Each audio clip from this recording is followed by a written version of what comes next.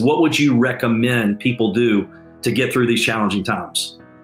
Well, first of all, thank you for the opportunity to speak to you and to the audience. And I want to make it clear that I'm still a perpetual student. I'm like the lady who said, Lord, I ain't what I want to be, ain't what I'm going to be. And thank God I sure ain't what I was. But I would like everyone to think about what we're going through now. This is unbelievable. I'm saying this has got to be a dream. I've got to wake up and realize that this was a nightmare. This couldn't be real. And it is. And so, but I remembered somebody said on the news, we're in uncharted territory. I remember being in uncharted territory when I was diagnosed 27 years ago with prostate cancer. And they said, Mr. Brown, you have prostate cancer. And it has metastasized to 7 areas of your body. And you have a few months to live. And my daughter, Ona, she was with me at the time, Dr. Ona Brown. I could see her out of my peripheral vision.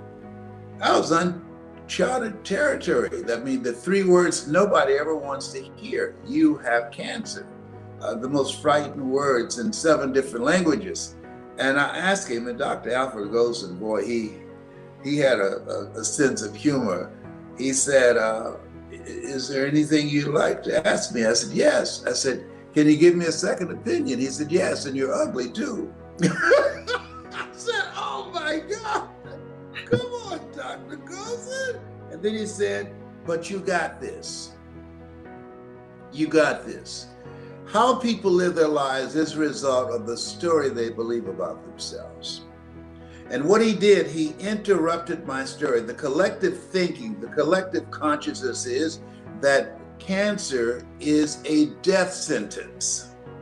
He interrupted my story. When we speak, when you do your program, we distract, dispute, and inspire. We distract people from their current story, which psychologists call their self-explanatory style. And through the presentation of your program, with the interviews with your various guests, you break down, you disrupt their current belief system and inspire them to become a pencil in the hand of God and start writing a new chapter with their lives. And so what he did was, and many times people ask me, you say, you're a happy person, you laugh a lot. Well, it's purposeful. Because when I'm laughing, I feel better, even if I'm having pain from cancer or from sciatica pain, and that's a whole nother level. But in order to get through these times where we are, I want you to write this down. Number one, you've got to be positive. Because it takes everything in you to be that, and you have to fortify your faith. You have to bolster your confidence. You have to really work to restructure your thinking and not buy into all that's going on. So how do you do that with everything that's going on? Turn the television off. I had some people, some immigrants who were working for me when I was in Miami. And it was in the middle of the recession. They had just gotten here. And what happened was that really intrigued me. In a short time, they were living in the back of my house and they bought a car and purchased a home. And he expanded his grass cutting business, his lawn business. And I'm trying to figure out how can he do this in the middle of the recession? And I had friends who were complaining about how tough things were. And then it dawned on me. They were watching television, but they were watching to learn how to speak English. They didn't know what was going on. And so they lived their life like that. And sometimes we have to be intelligently ignorant. According to the laws of aerodynamics, a bumblebee isn't supposed to fly because his body is too large to be held up by its little puny wings. But the bumblebee doesn't know it. and it just keeps on flying anyhow. And so part of what we have to do now is monitor our eyelids and our earlids, what we watch and what we allow to get into our ears, because it will corrupt your thinking and it will compromise your power. And so what we have to do during this time is have a conscious, deliberate, determined effort, have a plan of action to maintain a positive state of mind in spite of what's going on, in spite of the pain and discomfort that you might be experiencing in your body right now, in spite of the fact that you've lost your job and on the verge of losing your home, in spite of learning, like I learned a long time ago, the best way to get back on your feet is to miss 3 car payments. And what will happen is that when you do that, you can think. Most people operating from fear. Zig Ziglar calls fear a false evidence appearing real. But we want to live from our heart. When you live from your heart, finding answers in the heart, where your heart is, there your treasure is also. There are things that you can do and things that you can create. In this period where we are, my daughter, Dr. Ona Brown, she said, "Daddy, gaps are from God." So I'd been putting off and procrastinating and allowing life to get in the way. And then when this happened, she said, "Gaps are from God. Finish your book." It was a struggle for me to finish the book, because what it takes to speak to the ear is different than what it takes to write for the eye. And so during this downtime, I began to focus my mind to complete my book. And now this will not be something that I will die and take with me to my grave. So this is a time that we want to be positive and expect things to get better. We will get through this. This has not come to stay. It has come to pass. And as we think about that understand and know you have goals and dreams, there will be interruptions. Think it not strange that you're faced in fiery furnaces of this world. You will, not you might, you will have tribulations. And so we're going through some stuff right now that we have never seen before. And it's very important that you focus your mind and feed your mind positive things, feed your faith so that your fears and doubts will starve to death. Don't watch the television. No, you can't feel good when they tell you, this next 2 weeks, this is going to be horrible. Over 100,000 to 200,000 people are going to die. It's not that I'm insensitive to that, but that's not something that I need to hear and to watch all day long, day in and day out. And I must admit, it's addictive. It's hard to pull away from it, but I had to do it because it wasn't serving me. I'm working on building a legacy for my children and for my children's children. A good man leaves a legacy for his children and his children's children. I'm 75 years old. I don't have time to be sitting around looking at the television and then calling people, say, "Did you hear that?" No. Herein my Father glorified, that ye bear much fruit. We want to be as productive as possible. We don't want to just go through this moment in time. We want to grow through it, so when we emerge, we will be better for it. I will have greater mastery of my iPhone when I emerge. I will have greater mastery of new technology and StreamYard that we're broadcasting on now. I've developed this ritual to learn something, to know something today that I didn't know yesterday, and bring that over and practice that. So as we look at ourselves and look at where we are, gaps are from God. This is a time to deepen your relationship with family members and friends. This is a time to reflect on your life and ask yourself, am I the person that I thought I would be when I look in the mirror? I didn't expect to get on a scale at Cancer Centers of America, and they told me, "Mr. Brown, you got to get this weight off you. You're type 2 diabetic, and we're going to have to put you on insulin." And the insulin exacerbates the situation with the fact that you're dealing with fourth-stage cancer. So now I have to implement a plan of exercise, of prayer, of meditation, and getting social support and reinventing my health. Because if I don't do this, I'm going to allow myself to dig a grave with my teeth. And I want to be here. My work is not done yet. So you have to make a conscious, deliberate, determined effort. Put together a plan of action. Ask yourself the question, what is it that I want to do with my life now? What's next? Einstein said that thinking that has brought me this far has created some problems that this thinking can't solve. And most of us don't realize that the behaviors that we engage in, that we started that when we were between the ages of 4 and 6. Dr. Martin Seligman, he wrote a book called Learned Optimism, 26-year most exhaustive study on self-esteem. He said between the ages of 0 and 6, a word is formulated in our heart. And that word is either yes or it's no. I was born in an abandoned building on a poor section of Miami, Florida called Liberty City with a twin brother. And we were first foster kids and then we were adopted. And being born in poverty, the word was no. Being born in an environment that was designed to destroy our sense of self. The word was no.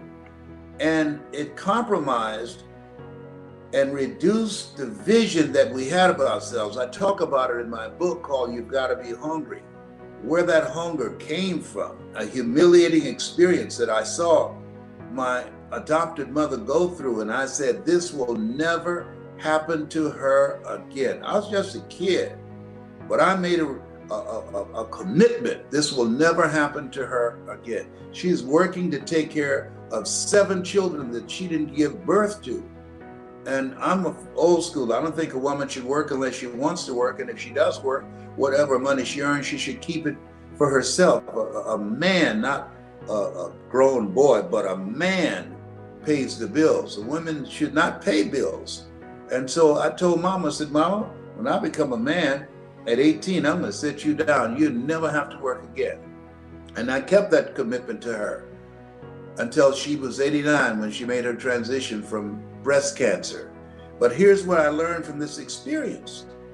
Robert Schuller said this, tough times never last, but tough people do.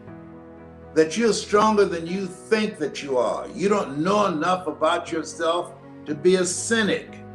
You have to challenge yourself. You have to work on your mind. Earl Nightingale said, you don't get in life what you want, you get in life what you are.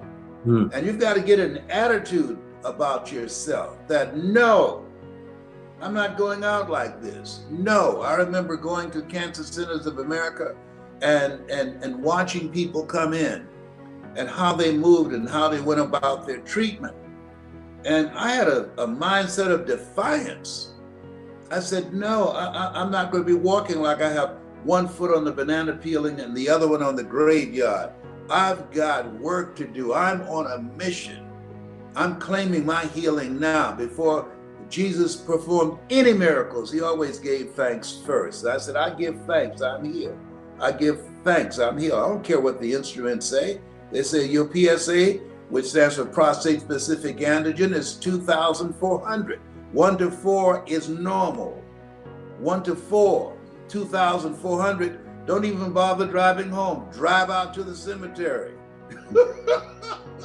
No, it's been 27 years. No. And so what we have to do is we have to be focused. Keep thine eyes single and the whole body will be full of light. And so where focus goes, energy goes. And so we have to be focused on what's the best choices of how I use my time. What's the best relationships that I should be engaged in and communicating with? When I look at my phone, I'm asking 1 or 2 questions. Is this a phone call that will make me happy or make me some money? Now you a combination of both, all right? I told my wife I was good for something. Thank you. Yeah, absolutely. And so most people have relationships with people that they're always there when they need you, but when you need them, you can't find them. So I encourage you to practice OQP, only quality people. Upgrade your relationships. Who should you count on, as my son John Leslie would say, and who should you count out? Because if you have relationships with toxic, negative, energy draining people, it will compromise your power. Say it again. I saw a quote the other day that said, stop complaining about the energy drainers in your life when you're providing the straw. Les, let me say something real quick. Before we go any further, I want to say this. I mean, for all of you that have been following me for quite some time, all of you are like, man, Les is stealing all your stuff. Well, let me just be transparent. I stole all his stuff, right? It's okay to be a copycat as long as you copy the right cat. And now Paul said, all that I have, I receive. But I like what you just said. I'm going to steal that from you. It's okay to be a copycat if you copy the right cat. I even stole that. I don't even know who I stole that from, but I stole the copycat statement, right? Yes. But for all of you out there, you can see why. I mean, we're either green and growing or ripe and rotten. We're either moving forward or backward. And during these times, I was having a conversation with a friend of mine the other day, has a traditional business, and he was really stressed out, like a lot of people. And I'm like, listen, man, if we keep the right perspective, we can look back and say, you know what, this was absolutely the best thing that ever happened to us because we become more resourceful. Like we grew. I saw someone post the other day, they go, look, if you're not growing right now, if you're not learning a new skill, then you're not disciplined or it's not a priority. But having no time is not an excuse. I couldn't help but think about what she had to go through and what she had to do to be able to be focused, to overcome what she had to overcome, to do that and activate that passion that she had within herself to learn. An article read in the newspaper, she had a hunger to learn.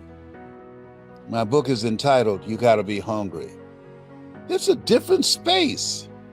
It's no time to waste time. Life ain't playing with us. This pandemic isn't. And so this widespread insanity that's going on right now, I don't know where you align with what you want to do in terms of your life and your goals and your dreams, but I say what Dr. Miles Monroe said, live full, die empty, keep social distancing, do the things you need to do to stay alive, listen to the scientists and not people who become internet scientists or Google scientists. Listen to the real scientists and make decisions that will keep you and your family safe. That's what's most important right now. And not just be consumed by the distractions that are going on. Life will always be full of distractions. Dimple said, if it ain't one thing, it's another. I said, if it ain't one thing, it's 12 others. And so during the adversities of where we are and what we are facing, you want to have some things that you're doing that will give you the tools, the mindset, the mental resolve to handle whatever life throws at you. Why, Les? Because whatever life throws at you, you have in you. Greater is he that's in you than he that's in the world. You have in you to handle it. You have built-in greatness. You have built-in power, authority, and dominion to handle whatever life throws at you. And life is going to be throwing a lot of stuff. Nobody's going to be spared. That's why Viktor Frankl called it unavoidable suffering. But suffering is a choice. You have a choice because you can suffer or you can choose to do whatever you need to do to liberate yourself, whatever you need to do to reinvent yourself, whatever you need to do to get the help that you need to overcome whatever you are stuck in right now. It does not have to be your residency. and finding peace. Make that a priority. People talk about goals and dreams. You know how many people have achieved their goals of earning a lot of money, of becoming celebrities in a miserable? Look here, I've lived that life. And it's important to get still and find out what is it I need to do to find some peace in the midst of all the stuff that's going on. And take care of you. Stuff's happening to people all around you. Take care of you. It makes sense what Iyanla said. Give to yourself until your cup runneth over, and then give to others from the overflow. This is a time to be selfish. Did he say that? Yes. You can give so much you deplete yourself. I had to learn to give to me. I had to look at my life and all the things that I was looking at, all the things that I allowed to create stress in my life, they did not belong to me. They didn't belong to me. I took them off. And I made a conscious, deliberate, determined effort. I don't want this anymore. No. I'm getting this off me. Because life has no duplicate. We're supposed to be happy. We're supposed to live a happy, healthy, prosperous life. And you can't be happy, and you can't live a prosperous life and a successful life if you allow yourself to be burdened with other people's things. Give to yourself until your cup runneth over, and then give to others from the overflow. And I had to learn to do that. I had to look, because sometimes you can be so busy taking care of other people's business and you realize, wait a minute, this is not my stuff. Why did I take this on? And let me serve notice to you. The people that have been using you, they're going to get angry because they want you to be distracted and do what they want you to do and do the work that they're supposed to be doing. See, here's what I know. When people get sick and tired of being sick and tired, they'll do something about their situation. That's what I know. During even this place where we're, just imagine, it makes a powerful statement about what's going on right now. Kanye West had a stadium, 20,000 people per set, paid for a listening party. During the pandemic, people showed up, crowded, some with masks, some without masks, to listen. Woo! 40,000. Let me tell you something. If we had an announcement saying, if you have goals and dreams, we're going to have an event, and all it will cost you is $97 or $100, same money you gave Kanye for him to walk across the stage with a stocking cap over his face to listen to music. Now you can listen to something that can change your life. The same group of people, will they show up? No. In 7 different languages. No. Whoa. Jesus said, all power is in my hands. Oh, by the way, the poor will always be among you. Wow. Remember what Reverend I said? The best thing you can do for poor people is not be one of them.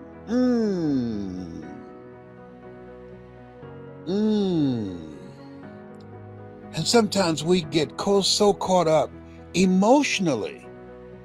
And what I realize, and what's important, is you can't help people who won't help themselves, because your help will be temporary. Everything that you do must be sustained.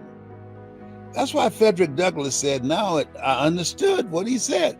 Why help a man stand to his feet if he doesn't have enough gumption to lock his knees, if he does not have the consciousness and responsibility to lock his knees? When you let him go, his head is going to hit the pavement. I can't tell you the number of people I got jobs when I was a state legislator, and they lost a job. They got paid on Friday and wouldn't show up on Monday. Have you ever helped somebody and they did nothing with it? Did absolutely nothing with it. I mean, it's, I mean, I'm a slow, excuse me, I'm overcoming being a slow learner. Have one of my granddaughters.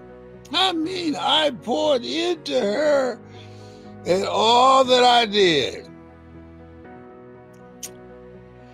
She said, thank you. Did she say thank you? I don't remember. But let's say, I'm giving benefit of the doubt. Thank you, Grandpa. Place I took out of, she went right back. The school that I paid for, the degree that I helped her to get, not even using it, doing something else. All that time, all that energy, all that work that I put in. Look, I'm 77. They should be given to me. See, your children should do more than what you've done. I did more than what Mamie Brown did, or Dorothy Bell, my birth mother. Your children are to earn more money than you because they stand on your shoulders, and what you have done with your life and what they do with their lives, they should go further. That has not happened in this generation.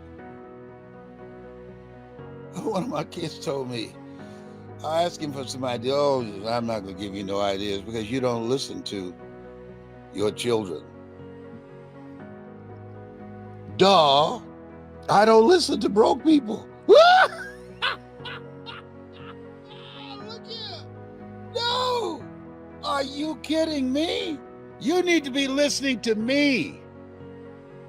Oh, you need to be listening to me.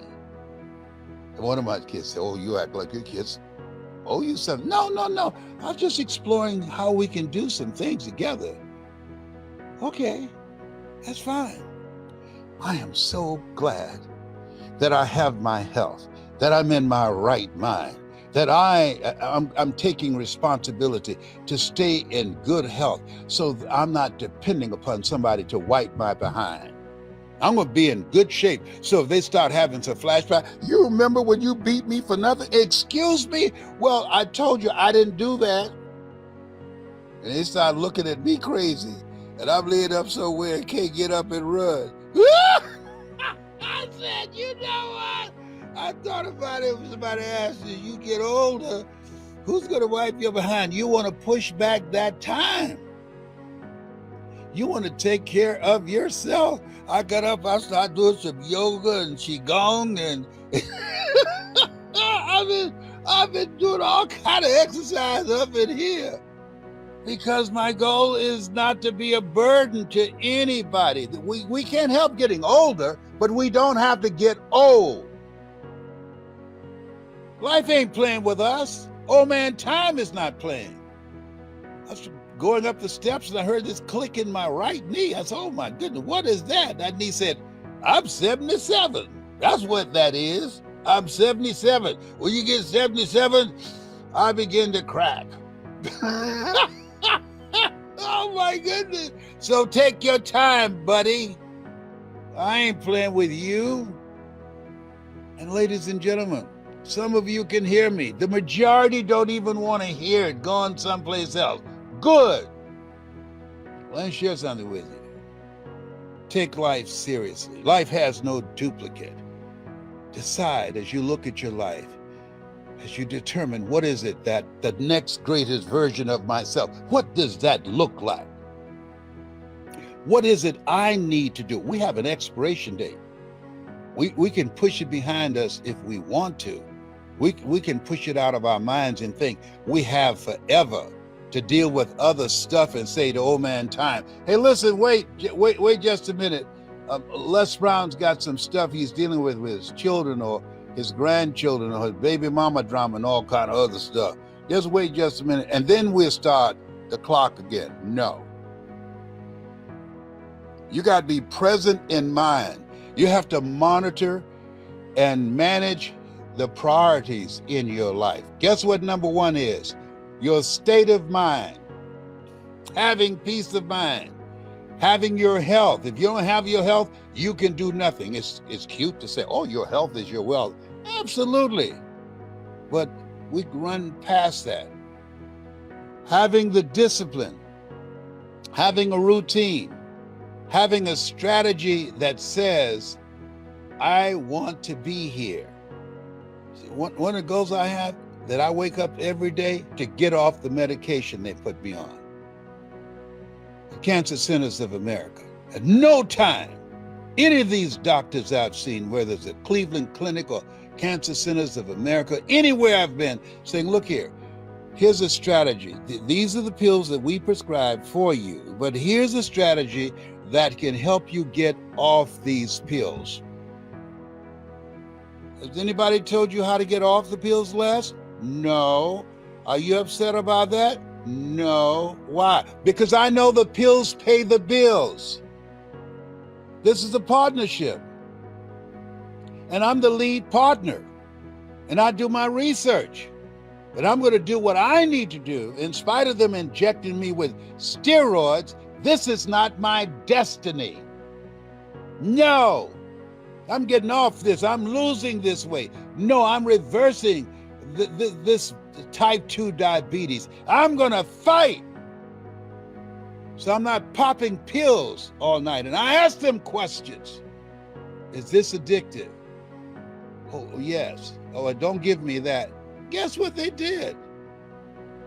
They put it in prescription. So when I went to Walgreens, I asked the question, here's what I'm here for. And I asked them, that particular pill that you just mentioned, is it addictive? They said, yes. I don't want that. You can keep that. Give me the other ones. Look at those. Are they addictive? Any of those addictive? No? Fantastic. Yeah, I'm Marcus Welby. I'm playing doctor myself. I know what it is to be addicted to pills. Oh, first time, shame on you. Second time, shame on me. I ain't playing with you. Life ain't playing with us.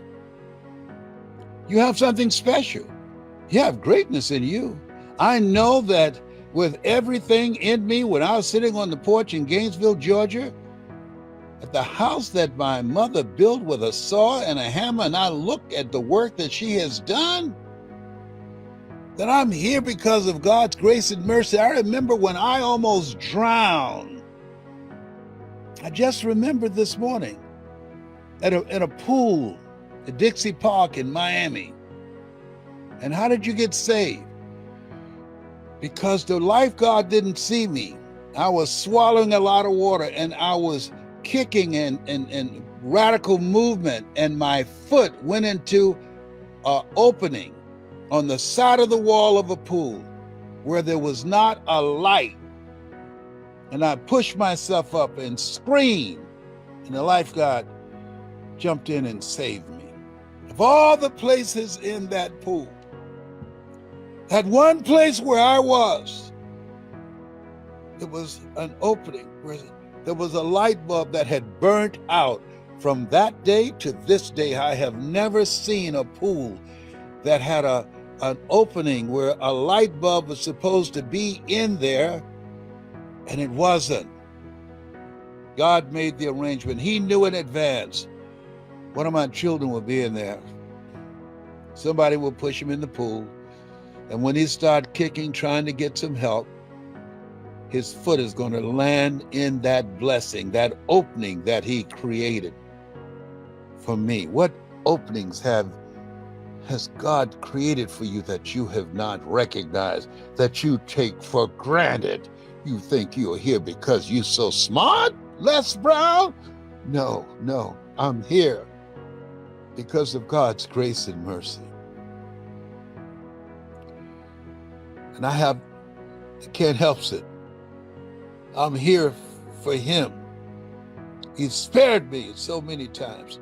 I've had 2 guns drawn on me, and one guy pulled the trigger and it got stuck, and it didn't go off. I'm here. I was at a red light that changed, and I heard this voice said, "Don't move," and somebody ran the light. I'm here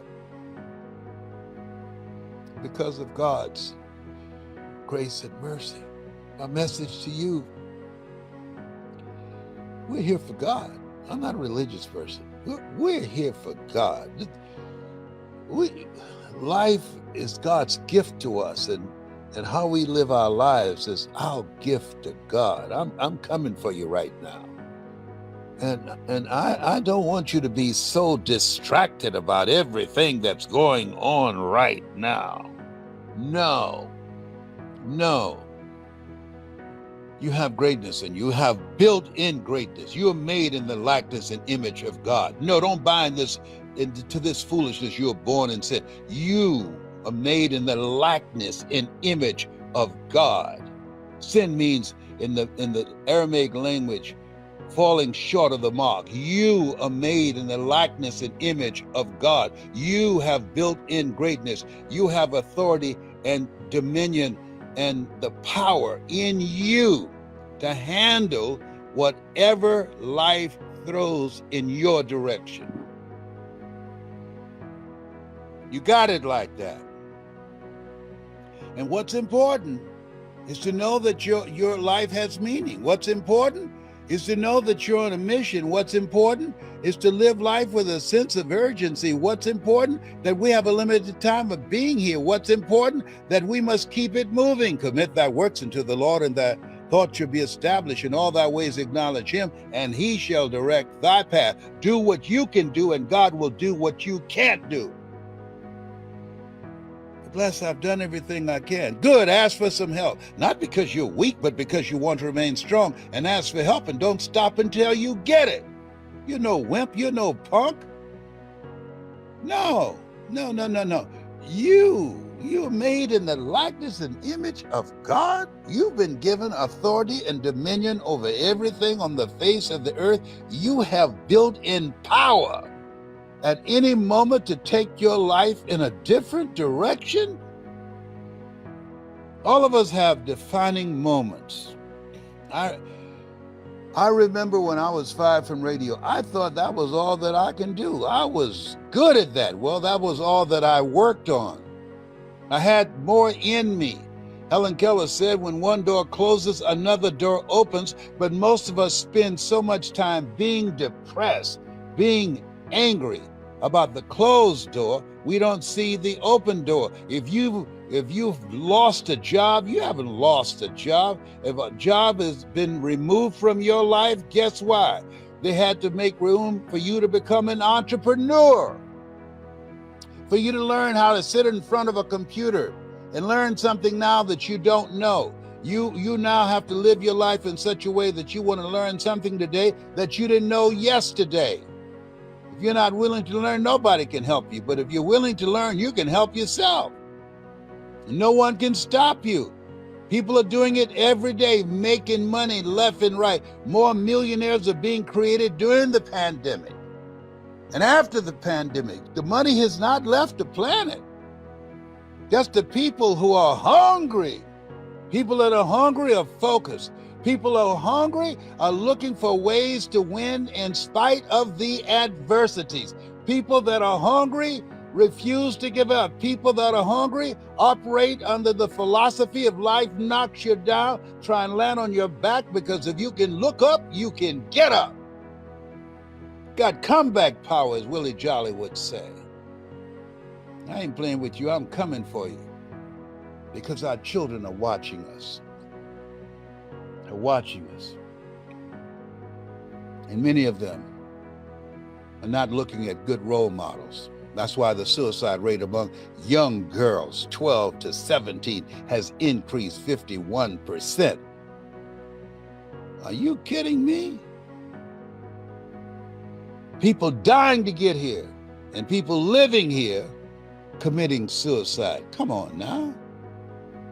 People get here, can't speak the language, have a 3 to 4 greater chance of buying a home and having their own business than people who've been here. People who can't speak the language have a 4-time greater chance of owning their own home and creating their own business. There's something wrong with that. Why?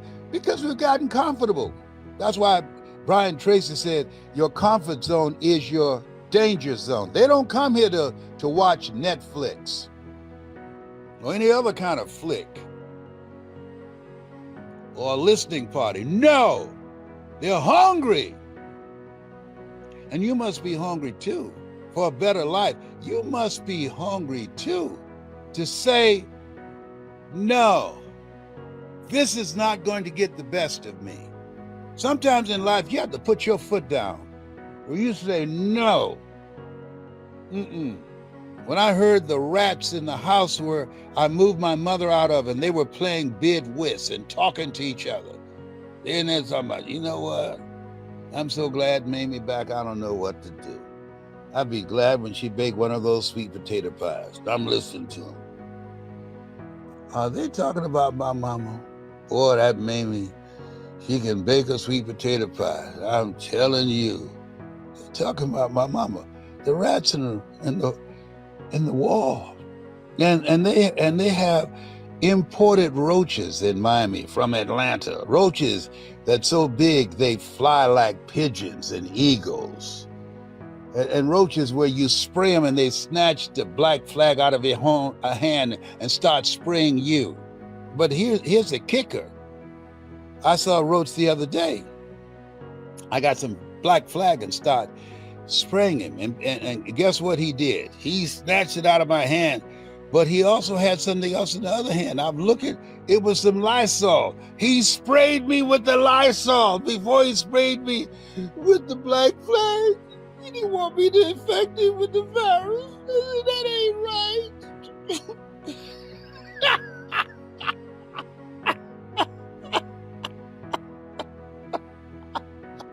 Woo! Oh my God. Oh my God. They talk about a shortage of chicken wings. Why can't we have a shortage of flying roaches here? Woo! They talk about a shortage of chickens. Are you kidding me?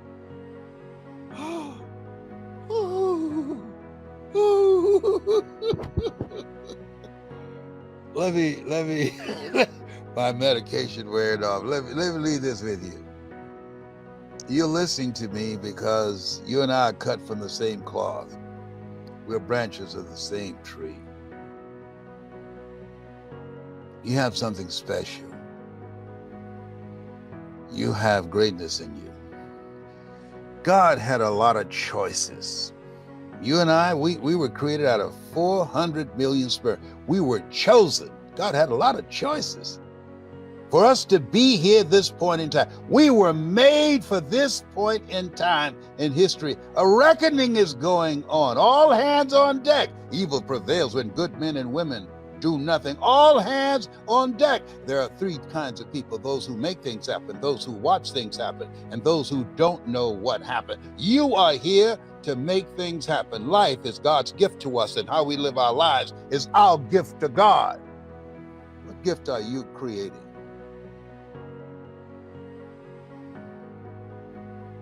What are you doing? We need you. We need you to be, as Sandra Brown would say, from trust up. We need you to be visible. We need you to be vocal. We need you to be engaged in this thing called life. Our children need you. Our children's children need you. Good man and woman leaves a legacy for their children and their children's children. But we don't want to just leave a legacy. A legacy is how you will be remembered. We want to build a dynasty, as my son John Leslie would say. A dynasty is something that as you build it, you won't be forgotten. Wow. As Tolo would say. If you can feel me, if you know what I'm talking about, that you realize that this is a different space, and that if we're going to make it in and out of the pandemic, we must bring a different kind of energy, a different kind of commitment, and passion, and drive to create a life that we can be proud of. Life is God's gift to us, and how we live our lives is our gift to God. Yeah. This thing called life. What a mighty God we serve. Angels stand before him. Heaven and earth adore him. What a mighty God we serve. I hope you've enjoyed what I've shared as I was rocking in a rocking chair on this porch in this house that my mother built. I bet she never thought about one day the son that she had in Miami, Florida, with his twin brother, will find his way to Gainesville, Georgia, and he will sit on this bench with the brother that he did not know he had, George Rucker, as he listened to stories about me from his brother that he did not know he had. And he would be moved and inspired by the work that I did when he walked through the house and saw the newspaper clippings about my accomplishments. He found me and my mother, his grandmother. Look at God. Let me share something with you. Don't give up. There's a reason that Paul said, pray unceasingly. Don't give up. The prayers will fortify you. Don't give up. Keep moving. Don't give up. Do as Mary McLeod Bethune would say, pray as if everything depends upon God. But work as if everything depends upon you. There's a destiny in you. There's a greater calling in you. There's a work for you to do. That's why you were chosen for this time in history. History is being read, but it's also being written by people like you. That's why you're listening to me. I guarantee you, nobody who went to a listening party are listening to me. I'm an old fuddy-duddy, old Uncle Tom. He ain't listening to me. No. But you are, because you and I are cut from the same cloth. You are, because we're branches of the same tree. You are, because what's in me is in you. How would you tell entrepreneurs out there, in network marketers in particular, how to stay positive in and amongst this madness? We have to keep our minds focused. We have to have a program and a ritual that you engage in when you first get up in the morning. When I first get up in the morning, number one, I'm glad I'm here. That there's not a chalk outline around my body. I've got breath, and I say, all things work together for good for those who love God and for those who are called according to his purpose. And I have an affirmation that I recite as well is, Lord, whatever I face today, together, you and I can handle it. That's number one. Number two, I write down 7 things that I'm grateful for. I just spend time, unplug from life. Don't look at the computer. Don't look at the phone or television. Just thinking about the things that I'm grateful for. And I write down 7 things. 7 is my lucky number. After I do that, I review the 7 things that I want to get out of the day. And those 7 things are things I write the night before. Most people try and just get through the day But people who are winners, people who have goals and dreams, they have an agenda for their lives, and they prepare that agenda the day before. If you don't have an agenda for your life, you will be a part of somebody else's agenda. The things that I want to accomplish, you're a part of my agenda today, and we were unstoppable in getting together. You've been working on this. I love you. You are hungry to connect with me. And then I listen to motivational messages. I encourage people to watch. There are several videos I have on YouTube. One is called It's Possible. Another one is called You Deserve. And one that you spoke of, Les Brown speaking in the Georgia Dome. By listening to motivational messages before you watch the news or anything else, what happens is that whatever we watch the first 20 minutes when we wake up in the morning, it affects the spirit of your day. And so therefore, we want to set our minds up to serve us. We have a mind. A mind does not possess us, but most people are controlled by their minds. And so if you don't program your mind will be programmed. And so you have to have an intentional effort to put the things in your mind that you want in there. People say garbage in, garbage out. No, that might work for computers, but that does not work for human beings. Garbage in, garbage stays. And it shows up in your attitude and your behavior and your vision of yourself and how you see yourself and how you perform. And then I set out, and it's an interesting thing, the coronavirus. What I'm saying to people, live your life now.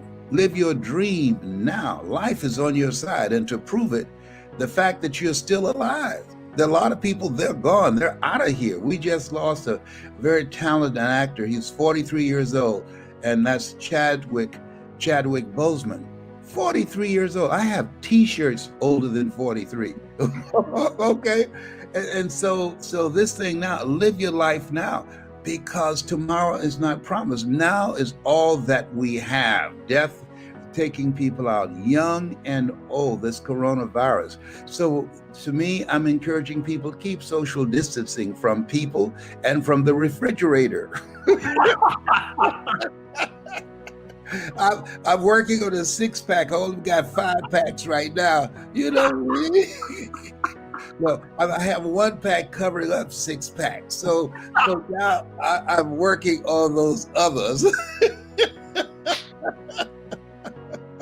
I'm glad it's not just me then, Les. Yeah. I'm glad it's not just me. Yeah. And because we don't know how much time we have. So work in the now. In the book, You've Got to Be Hungry, that I completed, The Greatness Within to Win, I talk about the H, and the H stands for live a heart-centered life. What's in your heart? And the U stands for urgency. Do it now.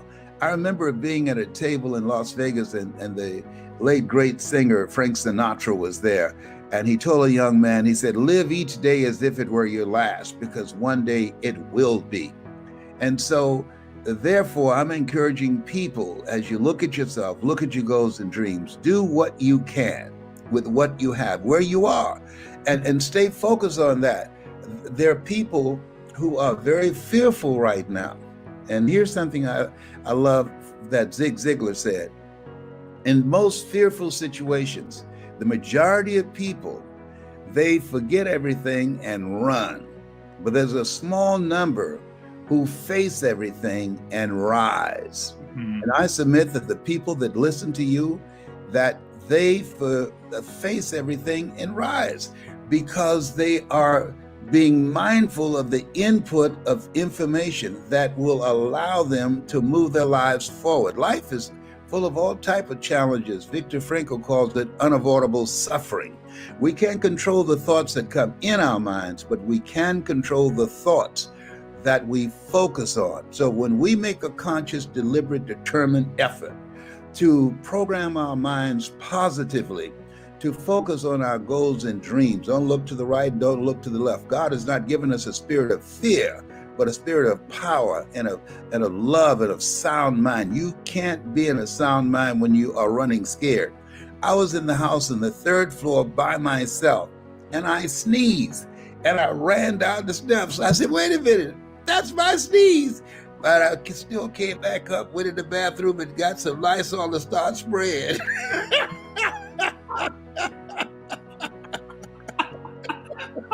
I was scared out of my wits of my own sneeze.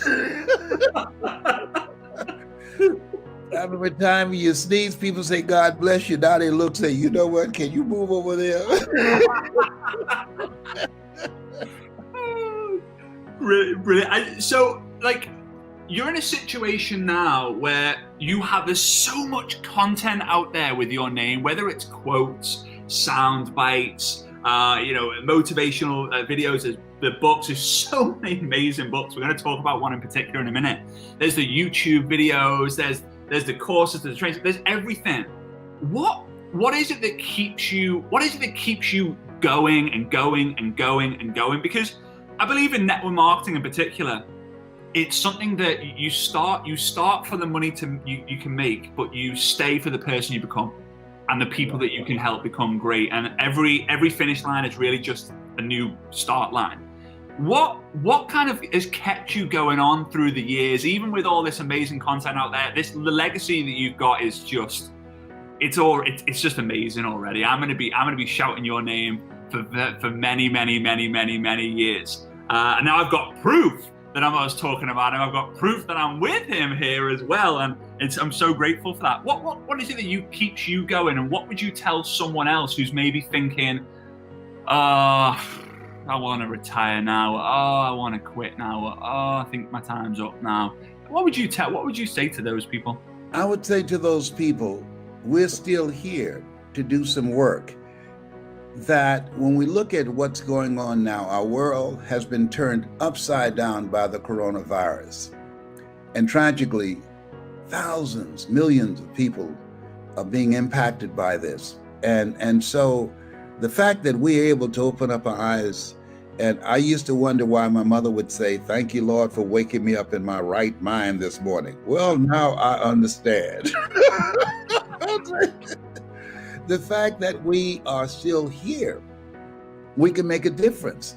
I believe that we were born to live a life that will outlive us, and that's major. I was at my desk and my daughter called me one day and she said, Daddy, are you busy? And I said, no. She said, whoa, I'm in traffic now and the policeman is in the center of the road and he's holding up traffic. I think there's going to be a funeral procession coming by. And sure enough, she said, oh, it is. And then she said, wow, oh my goodness. And I said, what's wrong? She said, a hearse came by and there was only one car behind it. She said, when I go, I want there to be a long line of cars coming behind the hearse because of the impact when I go, that people will come out and celebrate that I have left here, that the cemetery will be filled with people because of the quality of my life. And I do believe that we are here to live a life that will outlive us, to leave a legacy. And so as we look at ourselves, look at our goals and dreams, my goal every day, and I can share this with you based upon my own experience, people have goals and dreams and have a sense of purpose in living a life of meaning and significance, live longer than people who have nothing to wake up in the morning for. The people who have goals and dreams don't need an alarm clock to get up. They get up automatically. and so it gives momentum to your life. It keeps you younger. It allows you to have a sense of fulfillment and joy. And so I love that. I have 10 kids that the Lord said, be fruitful and multiply, and I took him seriously. I have 15 grandchildren and 4 great-grandsons. And so every day I look forward to getting up, spending time with them, my friends, and working on goals and dreams of helping people to live their dreams and leave a legacy, because that gives my life joy, and it gives me energy, and it keeps me young.